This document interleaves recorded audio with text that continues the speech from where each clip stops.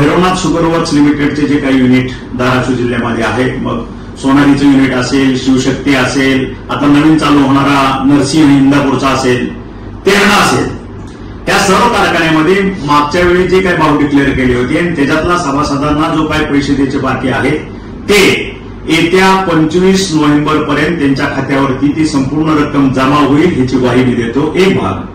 आणि सर्व सभासदांना, सर्व शेतकऱ्यांना माहित आहे की जवळजवळ 8-10 लाख कपॅसिटीचे असणारे कारखाने गेल्या वेळेस ड्रॉट होता, उसळ होती.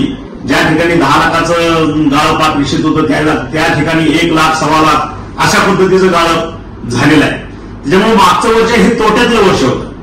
तरी सुद्धा हे सांगून मी माझ्या दिलेल्या शब्दापासून किंवा कृतीपासून दूर जाणार नाही.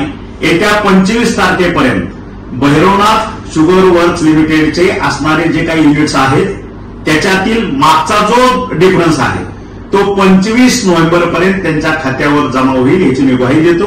एक भाग. आणि दुसरा भाग, सध्या सीझन मोठा आहे, त्याच्यात महाप्रलयही झालेला आहे, शेतकरी अडचणीत आहे, ह्याची पूर्ण जाणीव मला आहे. आणि म्हणून आज माझ्या बऱ्याच सहकाऱ्यांच्या, माझ्या मित्राच्या, माझ्या शेतकऱ्याच्या उत्सुकता आहे त्यांना की साहेब ह्यावेळेस तुम्ही भाव किती देणार.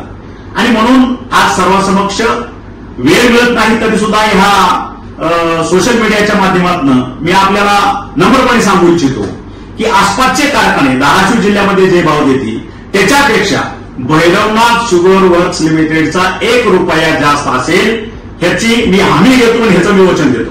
त्याच्यामुळं ही सर्व युनिट शेतकऱ्यांच्या आहेत, शेतकऱ्यांच्या हितासाठी आहेत, त्यांचे संसार जपण्यासाठी आहेत, शेतकऱ्यांना जपण्यासाठी आहेत. म्हणून माझं नम्र आव्हान आहे की हा जे काही युनिट्स आहेत हे सर्व तुमचे आहेत आणि मॅक्झिमम ऊस आपल्या कारखान्याला घालावा आणि जास्तीत जास्त गाळप व्हावं यासाठी सर्वांनी सहकार्य करावं हे नम्र आवाहन करतो आणि इथंच थांबतो. जय हिंद, जय